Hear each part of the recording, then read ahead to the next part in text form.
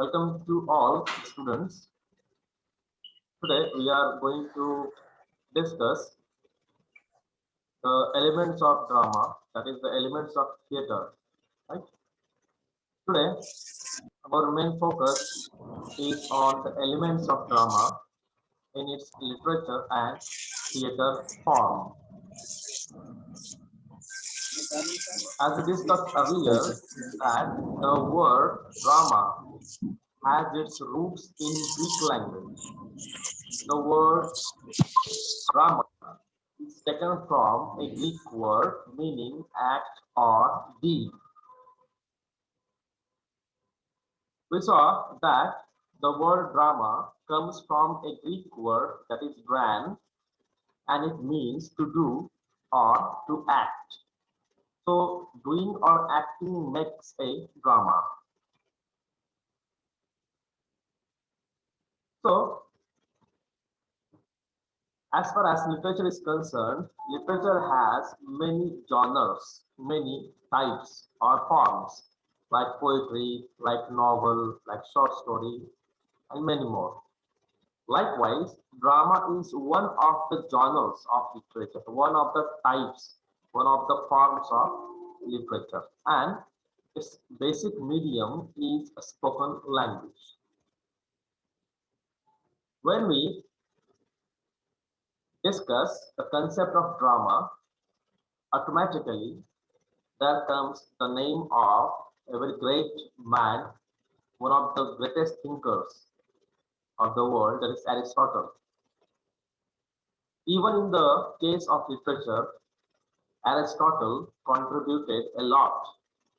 Aristotle wrote a book that is Poetics, and Poetics is considered as the Bible of literature. In that book, Aristotle gave the instructions, guidelines, do's and don'ts regarding writing, literature, and about many literary forms, including drama.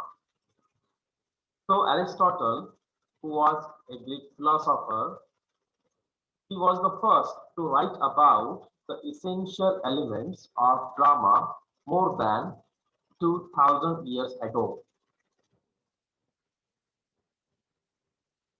So roughly, drama is nothing but a story and includes such elements like character, setting, plot, and theme. Drama is written to be performed in a theater or to be performed on screen or film. So film is a modern adaptation of drama, it can be said. So the basic difference between a drama and a novel is what? Novel is meant for reading purpose only, but on the other hand, drama is for performance and even for or even for reading also. So the next difference between novel and drama is novel is descriptive. So description is there in the case of novel, but we don't have such kind of descriptions in the case of a drama. So in a play or a drama, there are no long descriptions of setting or characters. Instead, the entire action of the play is told through dialogue and stage directions. Novel is written in basic prose, while drama is almost in dialogues. That is also the next difference between novel and drama. So, drama becomes more effective and more appealing because of dialogues. But we don't have such kind of dialogue in the case of novel. Novels and short stories are written to be read, while drama is written to be enacted on the stage to be performed, as I told you earlier. So drama is a composition in prose form that presents a story entirely told in dialogue and action, and written with the intention of its eventual performance before an audience. That's the thing. So drama is a composition in prose form that presents a story entirely told in dialogue and action and written with the intention of its eventual performance before the audience. See the keywords, right? It's a story entirely told in dialogues, right? And written with the intention, intention means a reason, intention of its performance just for audience only, right? So these are the key words regarding drama. So drama shows human actions, human behavior, right? So humanity, human behavior, human response, human thinking, right? So all the what to say traits of personality, all the parts of personality aspect are included, studied, or presented on stage through drama. Right? That's why drama is more appealing than a novel. So drama has twofold nature, that is literature and theater also. Right? As you know, that drama can be read and can be performed on the stage. Let's move towards the elements of drama. So like novel, like poetry, like short stories, drama also has some particular qualities of elements. As far as elements of drama are concerned, we have similarity between the elements of drama and elements of novel. Most of the elements are common. Let's have a look at the elements of drama. The first important thing is plot. The second is conflict. The third important element is setting. The fourth one is character. And the fifth one is theme. Let's discuss all these elements one by one. Let's discuss the element of plot first. Plot refers to the action. It is the basic storyline of the play. So, as we know that the main focus of a drama is story, right? But the story is, as we know, presented in the form of many scenes, many acts, right? So these different scenes, these different acts are systematically interconnected with logic with the help of a plot. The plot is nothing but a storyline, right? A systematic presentation of scenes, right?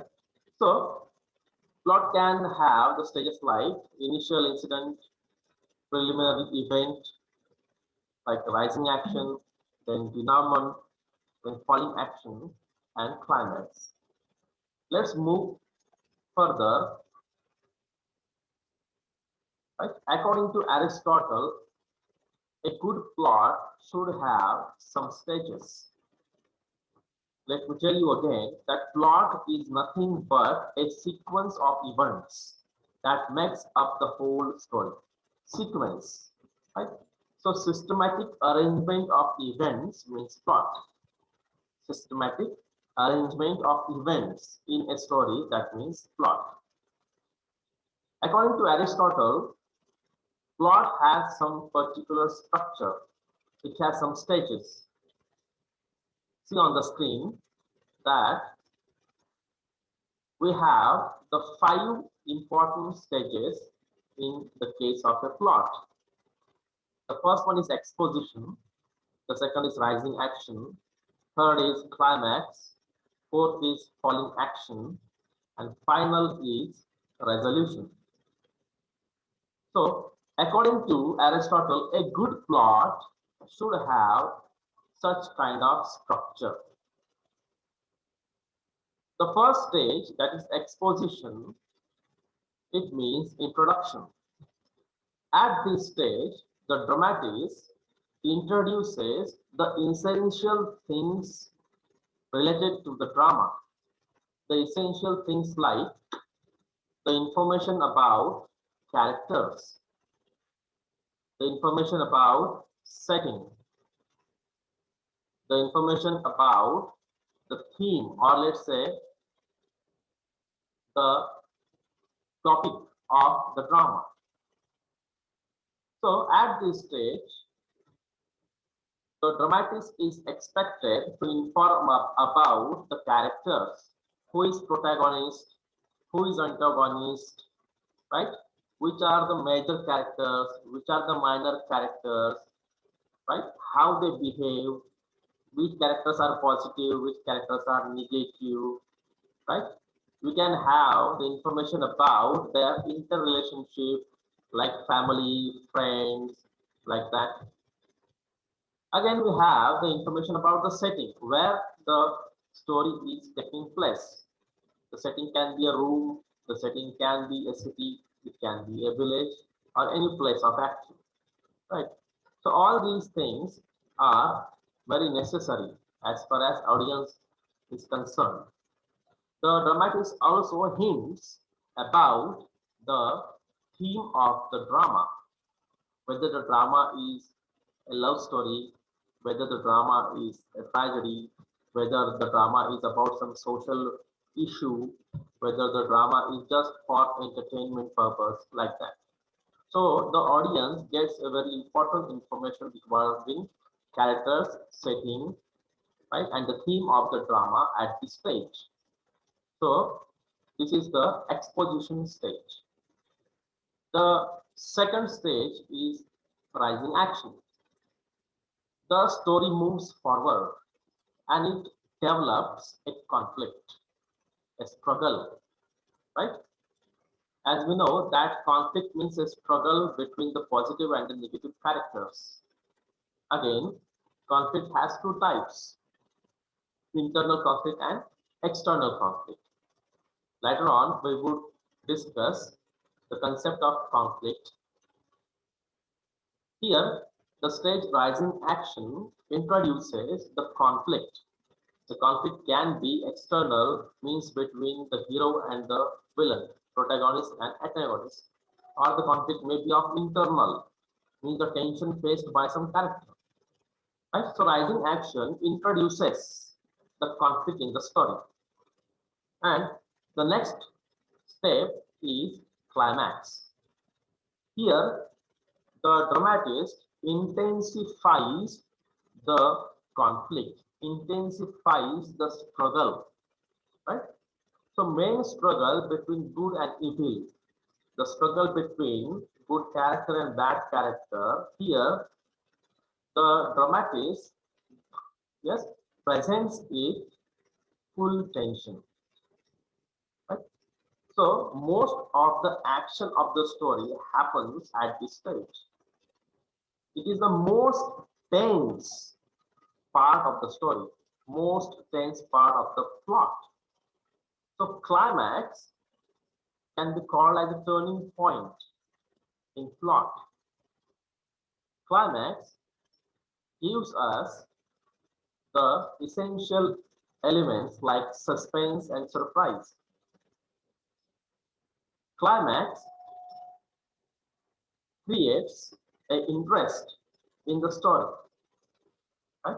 So after climax, there comes the stage of falling action.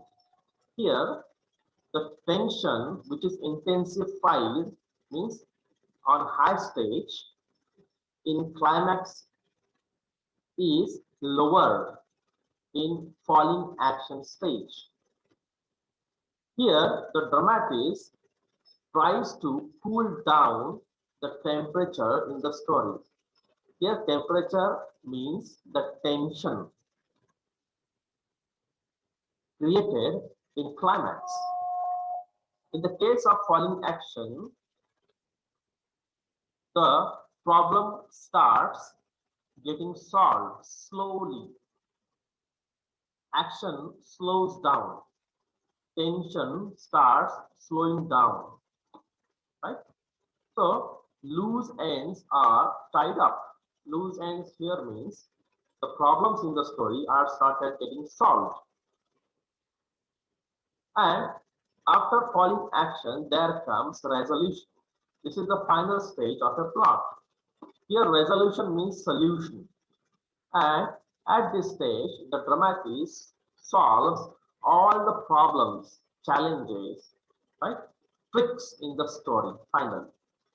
All mystery is solved. Things go back to normal at this stage.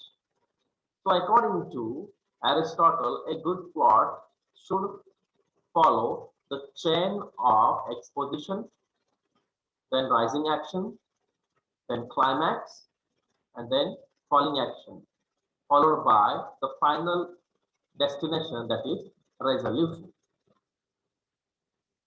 The second element in the case of a drama is conflict. According to Aristotle, no conflict, no drama. So if there is no conflict in the story, there cannot be a drama. Conflict is the soul of a drama. Conflict simply means the main struggle between two opposite forces.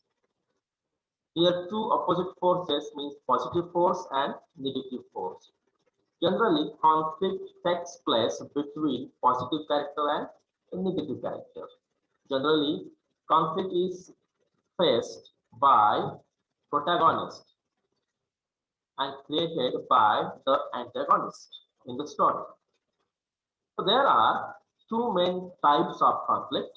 The first is internal conflict, second is external conflict. Let's move forward and discuss these two concepts of conflict. Internal conflict, as it indicates, it happens internally, inside. So it is a struggle of the character which faces within himself or herself. So internal conflict can be called as mental tension. The character suffers psychological stress, tension, whether to do this or whether to do that, right? Confusion, right? So this is internal conflict. The character thinks, rethinks, becomes sad, right? Sits in some corner, becomes silent. The character is confused what to do, right? Which step it should have, like that. So Hamlet's to be or not to be, that is the question, is a very best example of internal conflict. Hamlet suffers internal conflict, right?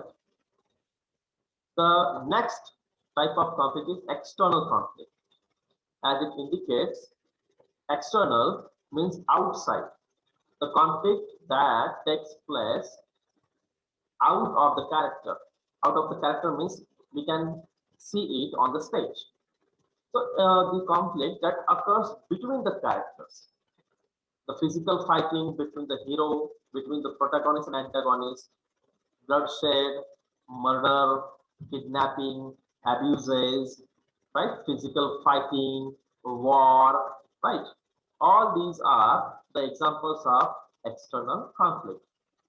So in a drama, there can be two conflicts, that is internal or external, right? Both conflicts can be shown by the dramatist in the same text, that is in the same drama. Or the dramatist can just select any one of it, that is internal or external. So that is the choice of the dramatist depending upon the demand of the story. The next important thing, the next important element of a drama is setting. Setting simply means place of action. It refers to the time and place the play is set, time and place of the action, right? It is nothing but the environment, right? As we know that the story of a drama has many, what to say, places of action. The story has many scenes, right? So as per the scene, the place of action is changed. Suppose that the protagonist is in the company of the heroine. So there is a love scene between a hero and a heroine, right? So as per the demand of the situation, it should be at some garden, at some romantic place. So that is the appropriate setting. The fighting between a protagonist and antagonist, it is a serious matter. So the setting is expected to be some serious place, just like some war. If it is a drama related to some king, right? So the costume of the king, right? He's holding some sword. The castle fort must be there in the case of a king, right? If the character is a beggar, so beggar, it should live at some footpath or in some hut, right? Like that. So as per the demand of the situation, the dramatist adopts a particular setting, a particular place. And setting not only means place, but also time of the action. Time of the action, morning, evening, right? Afternoon or night, right? Where the place is where the action is happening, that is setting, and when the action is happening, that is also a setting, right? So setting of time and setting of place, right? Then the next element comes, that is of characters. Characters are very important phenomenon as far as a drama is concerned. Characters, as we know, that it is nothing but a group of people. The people indicates not human beings only. So a character can be some animal, it can be some idea, it can be some bird or some emotion. So the people portrayed by the actors in the play means characters. And the whole story is carried forward in the form of characters. On the stage, the drama is presented through characters only, right? The character successfully takes ahead the story with the help of the dialogues. So if characters are not there on the stage, nothing would happen. The drama would be paralyzed. So it is the characters who move the action or the plot. Characterization is the way an author presents a character, right? A dramatist presents a character as a protagonist, presents a character as a heroine, presents a character as an antagonist, right? So that means characterization. So we have many types of characters like protagonist, like antagonist, right? Major character, minor character, flat character, round character, static character, dynamic character, foil character, stock character, stereotype character, and archetype character. Character, as Aristotle already told, that character should be lifelike. Character should touch our heart. The dramatist should present the characters with flesh and blood, right? So we imagine the story, we witness the story through the characters. So characters should look true to life. They should not artificial. They should not be mechanical, right? So drama is immortal. Drama is famous because of characters. The best example is of Shakespeare. Even today, Shakespeare's dramas are famous because of the characters. Hamlet is famous because of the character Hamlet. Macbeth, the drama, is famous because of the character Macbeth, isn't it? For example, Romeo and Juliet, right? So these dramas are still today popular because of the characterization, the art of character of Shakespeare. It can be called as one of the secrets of Shakespearean drama, right? So these are the characters. So we can learn about characters in many ways, including physical traits, action, perspectives, and opinions. As far as physical traits are concerned, how the character looks like. For example, hairstyle, facial expression, his costume, dresses, clothing, that is, and accessories. Accessory means if it is a king, the king holds some crown on the top of his head. If it's a queen, queen is having its own particular gown. A king holds a sword, right? Uses a horse like that. These are the accessories, right? So physical traits are very important as far as character is concerned. Then action of character. What actually the character is doing on the stage? That means actions, right? So if some character is a dentist, for example, so what kind of dentist is presented on the stage? That is the thing of, right? If the character is a king, so the king must behave like a king. If the character is a beggar, it should behave like a beggar, like that. So actions should be appropriate as per the characterization. King should be behave as a king, not as a joker. That's it. Next important thing of a character is perspective. That is the attitude of a character. As we know that characters are of positive attitudes and negative attitudes. So what does the character in the story say? How does it say? Whether the character is polite, whether the character is rude. That is important perspective of a character, right? The language used by character, that is diction, that means choice of words. Imagine his tone of voice, whether that character is speaking in some soft tone or harsh tone, or the words used by the character. Shakespearean drama is a very important uh, as an appropriate example of perspectives, right? So opinions, again, opinions means the thoughts and emotions expressed by the characters through dialogues.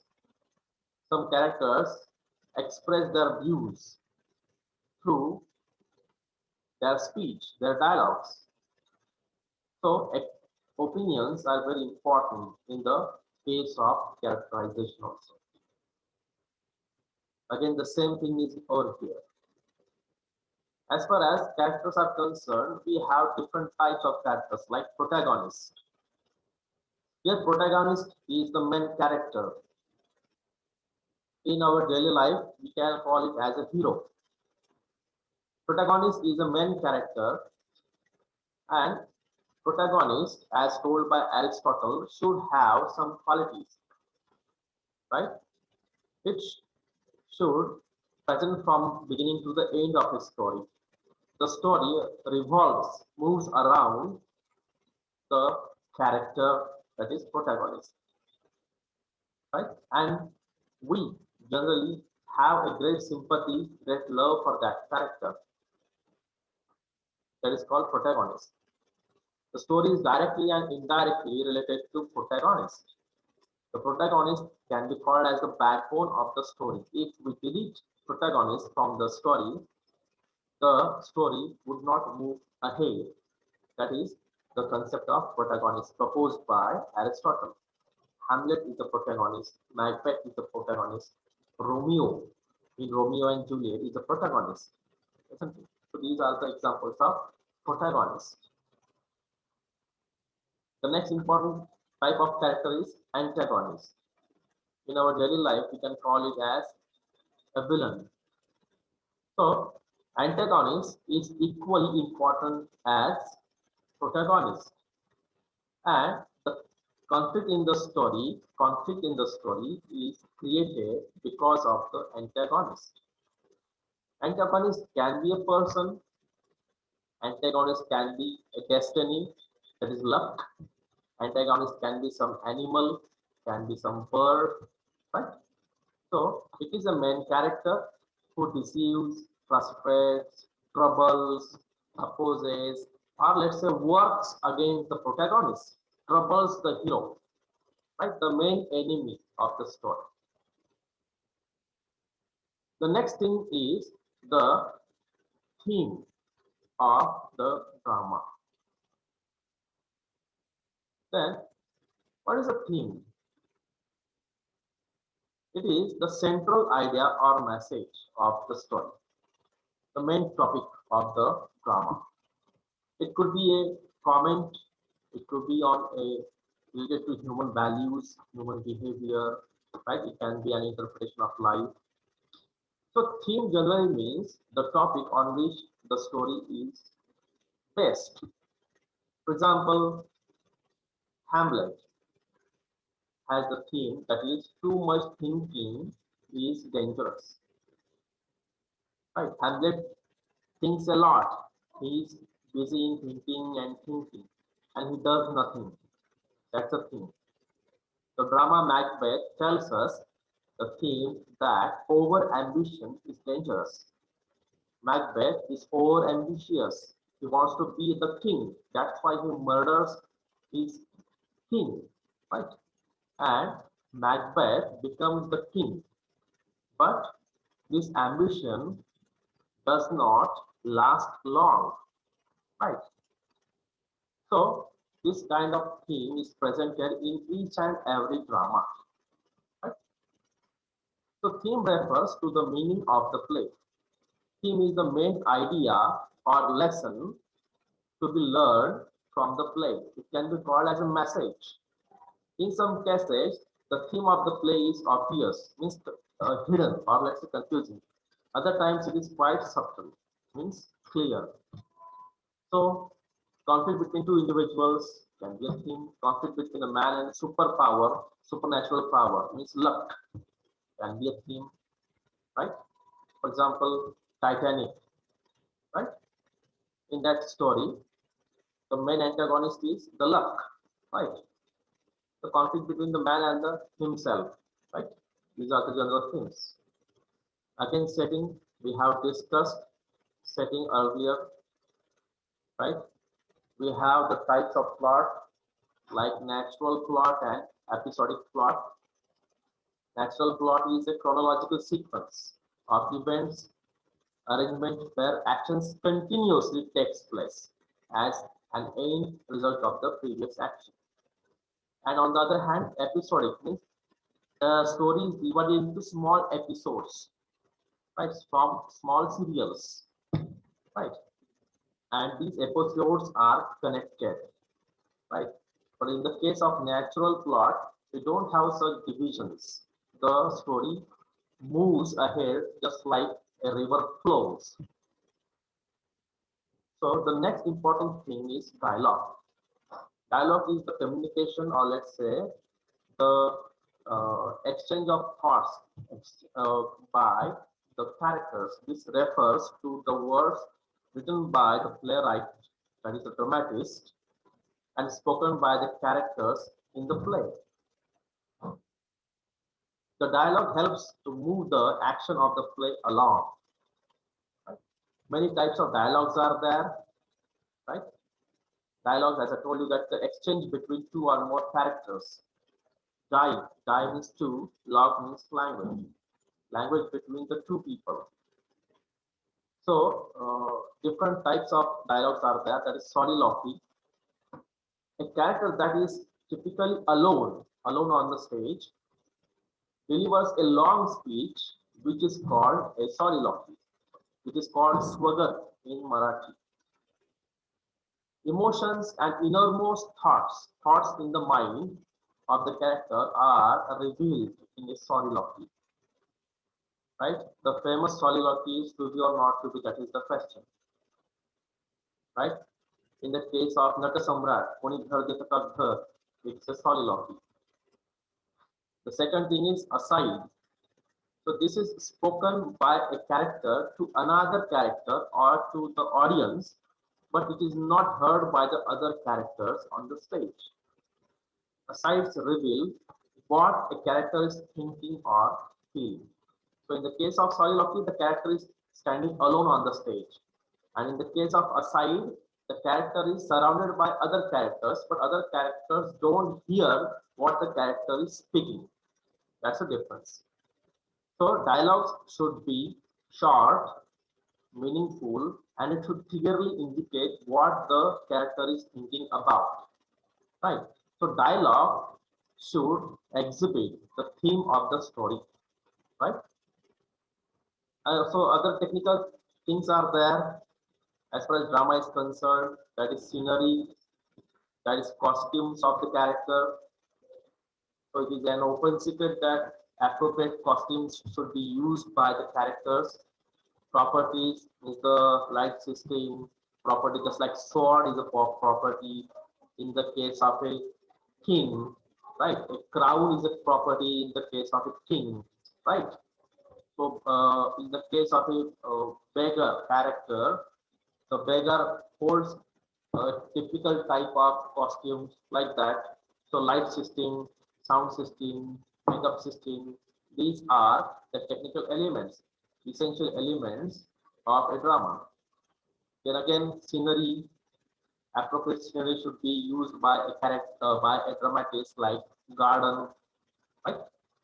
Costumes, like properties, like lights, then sound and makeup. So these things are very important as far as drama's presentation on the stage. So with this, let's conclude that